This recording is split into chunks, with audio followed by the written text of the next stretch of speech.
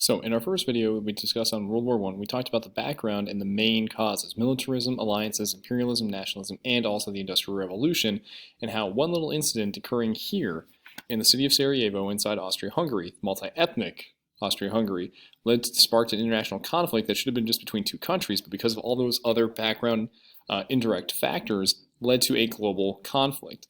And so typically when we've talked about this during U.S. history, we talk about it being a European conflict, and some things that allude to it being an international conflict when the United States gets there, and a few other things occasionally. So in this video, we're going to talk more about kind of the war, kind of the things that go on to describe the processes of the war and how the war shapes the world, both during and a little bit afterward. We're not going to get to the conclusion of the war, or we'll talk about the conclusion, but not the peace process in this video. So we'll talk about kind of styles of warfare, and then just kind of how the war progresses and becomes global in conflict, and kind of the results of that.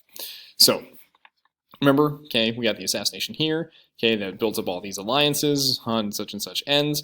So Germany doesn't want to fight a two-front war. They've had this Schlieffen plan planned out for well over a decade. They invade neutral Belgium, okay, in order to get themselves into France. But because that violates Belgian sovereignty, Great Britain steps in on their side, and that starts this war. And again, as we said in the last video, they are stopped along the Marne River as they close in on Paris, and then they're kind of repelled backwards. So one of the things that really kind of alludes to or explains why trench warfare develops in World War I is the devastation of the weapons and how we've become very adept at killing one another. Think back to, before, even during the Civil War, if you've ever seen the Glory or Gettysburg or any films like that, or any just military films about warfare back in the 1800s and before then. Okay, again, it was a gentleman style warfare. We all march in a line. We say aim, fire, and you have to reload the gun. It takes 20 seconds minimum, and then you charge at each other. Well, as a result, by World War I, we have machine guns. We have very accurate and very devastating artillery that makes it a lot more catastrophic in terms of the injuries and the death that is caused as a result of fighting. So because we're so effective at killing each other, they start to figure out that a defensive war in this area is more susceptible to they claim to be successful, and then that means that they're going to marshal up a bunch of troops together, follow an artillery barrage, and then attack at certain points along what will be the trench warfare, along the trenches in the no man's land, which will lead to hundreds and thousands of people being killed in assaults and hundreds of thousands of more wounded during major offenses, and gaining almost nothing in return. And that's going to be kind of the next 4 years or so on the Western Front. All right. Hence why this kind of develops again as a result of artillery, of machine guns. And so when they start digging into the trenches, as we kind of see here in these images, all right, it's supposed to shelter them as best they can, and making the area in between almost impassable, and essentially going to be a spot where it's kind of like a massive kill zone. So you're fighting for a couple miles every now and then at a time, and in the ensuing debacles, what you end up seeing is kind of new technology. So the trench warfare, well, these videos kind of help explain, what trench warfare is used, kind of how that works. They're very well worth your time from the BBC, and then how they overcome them eventually. And a lot of that comes to tanks, which will eventually be useful again, more in World War II, same thing with airplanes. But one of the other devastating things that comes out of World War I, is chemical warfare. So using things like mustard gas, chlorine gas, to essentially suffocate or blind the enemy before attacks. Hence why you see, people with bandages over their eyes. This is where gas masks are being used to, again, try to incapacitate people in the trenches. And so, again, that's kind of the new style of warfare that will be used in World War I to make it so devastating. So now kind of switching more away from the actual fighting on the Western Front and talking more about the home front. What's going on back within these individual countries as they're sending their troops off to war? Well, propaganda is very impactful leading up to the war, especially in terms of talking about the glory of the country. We got to fight for the fatherland or the motherland, or fight for the home country, and it's patriotic and dutiful to do that. So at home, it keeps up nationalistic pride, but also obviously supports the war. They limit open dissent and objection, so the governments take a lot stronger actions to both running the country, but also, again, trying to dial in on the message to make it very patriotic and supportive. And also, you think back to U.S. history where we talked about, the Espionage Act that limits, the things that limit free speech that do occur in the war. That's going on in other countries as well at this time. And so this will also, unfortunately, because of the fact that within Germany, They're constantly told about how great the war is going, all the nationalistic pride, and how well they're being successful, and that they'll eventually win the war. That when they suddenly abruptly start losing, combined with a few other factors that we'll explain, leads to a lot of talk about post-war nationalism, resentment towards other people in particular. Again, think Jews, socialists, leftists who are in charge of kind of cleaning up the mess.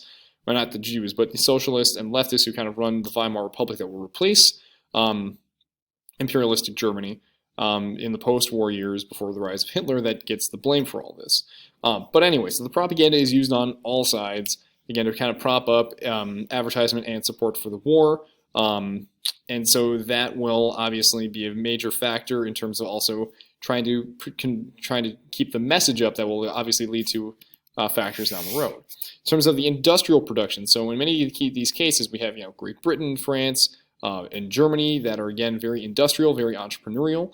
They now begin to either take control of these industries or at least direct the industries to what they have to produce in order for their militaries to be successful on the battlefront. So that includes where the money is going, who's getting what supplies, who's getting what weapons, obviously, and then rationing goods back at home. Who needs certain products and aspects of well, the food has to go to the soldiers so they can fight. Well, then we have to ration stuff back here. Access to clothing material, and then also obviously heating and other such needs back at home are obviously not as important, right? And so we'll talk about the food shortages piece here in a sec.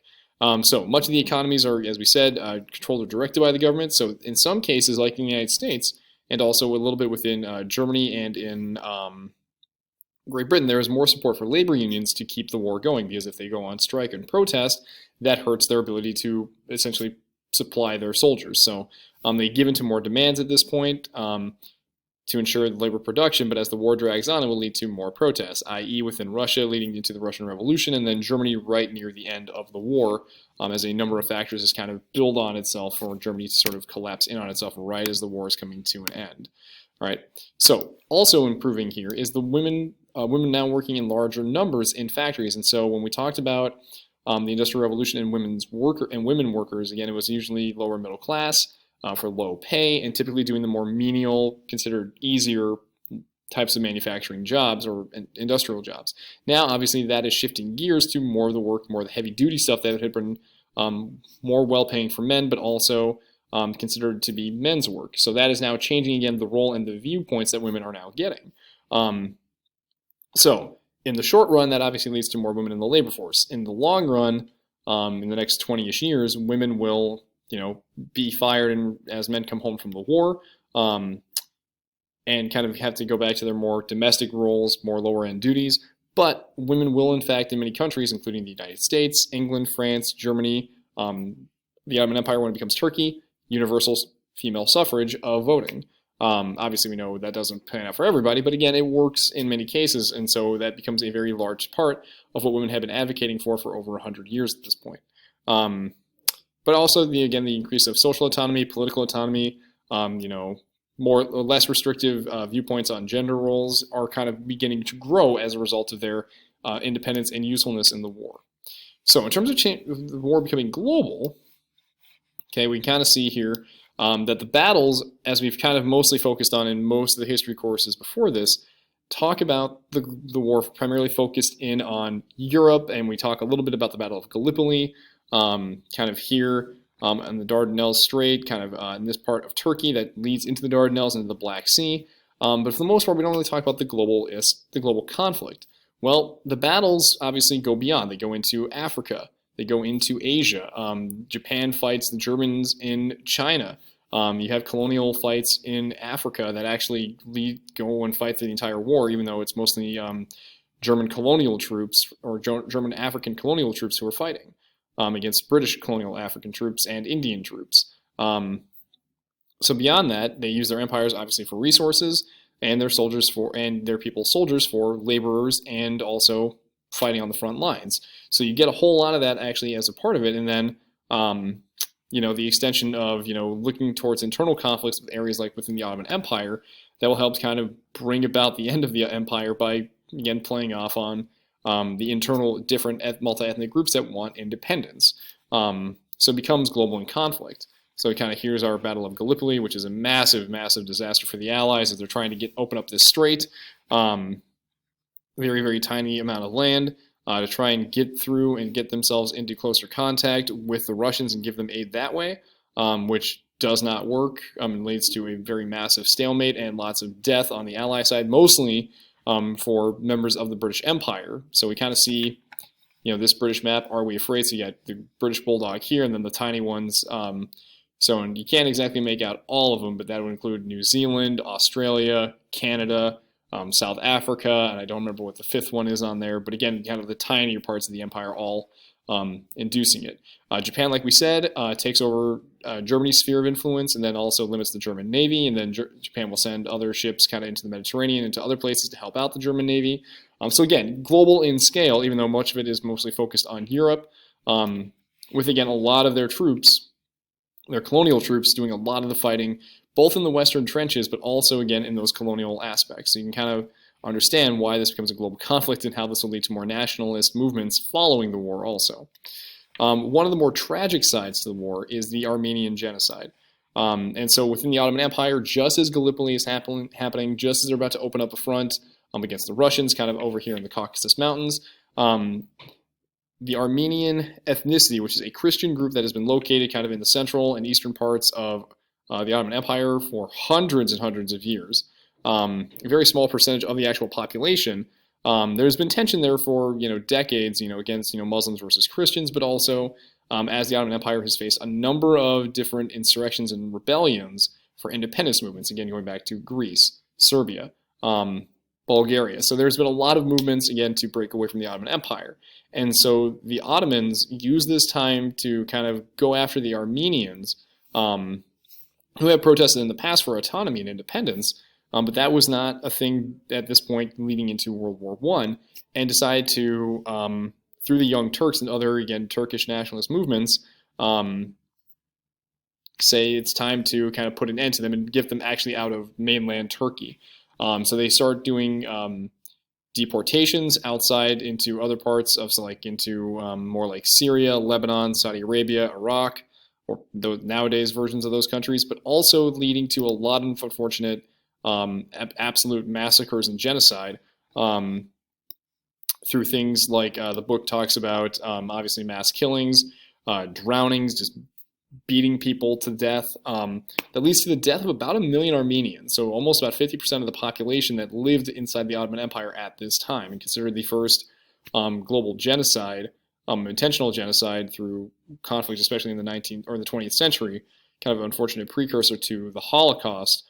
That'll unfortunately come up now in less than 30 years after this, to which even to today, the Turkish people will say, yeah, no, there was massacres and there was violence, but it was internal. We were defending our freedom. We were defending ourselves from insurrectionists at time of war.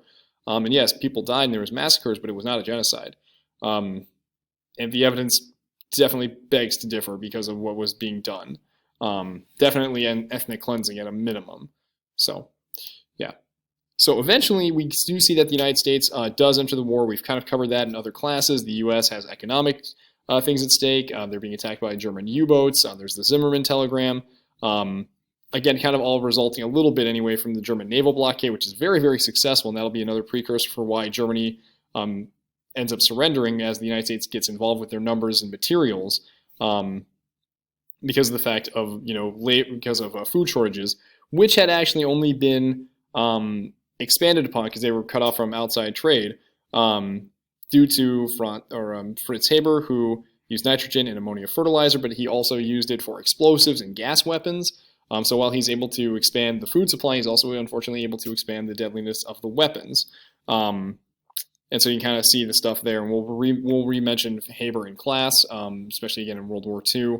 Because, an unfortunate thing is, as a Jewish guy, he ends up creating the insecticide that the Germans will use on Jews in the Holocaust. So, but anyway, we have all this stuff that kind of builds towards the Americans entering the war through stuff that we've talked about in other classes. So the sinking of Lusitania, the U-boat strikes, the threat of Mexico joining the war, and then it's the U.S.'s numbers that end up getting the final push to end the conflict in 1918.